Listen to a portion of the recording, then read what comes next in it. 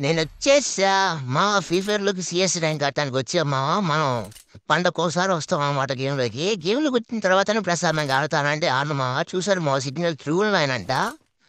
నేనొచ్చినప్పుడే ట్రూల్ line పడుద్ది మావా. నేనొచ్చినప్పుడే signal పోద్ది. నేనెందుకైనా మా ఫీఫా లోపల గందరగోళంగా ఆడేవాడిని. ఇప్పుడు ఆడాలంటేనే ఈ సిగ్నల్ వల్ల సగం ఫీఫా మీద ఎర్త్ పుట్టేస్తది మావా. 8 సేపలది. పడా రాయా అసలే 50కి రాయా.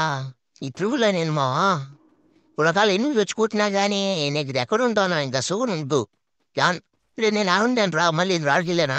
నేనేమన్నా ఫ్లాష్ మ్యాన్ నేను సుప్ సుప్ అని ఆడటానికా. గుద్దు వచ్చారు ఎనిమిది పోయారురా. మరి ట్రిపుల్ అయినా రా స్వామి. ట్రిపుల్ అయినా సరే హెడ్ షాట్ లేదు లేచిపోవాలి మామూలుగా ఉండకూడదు.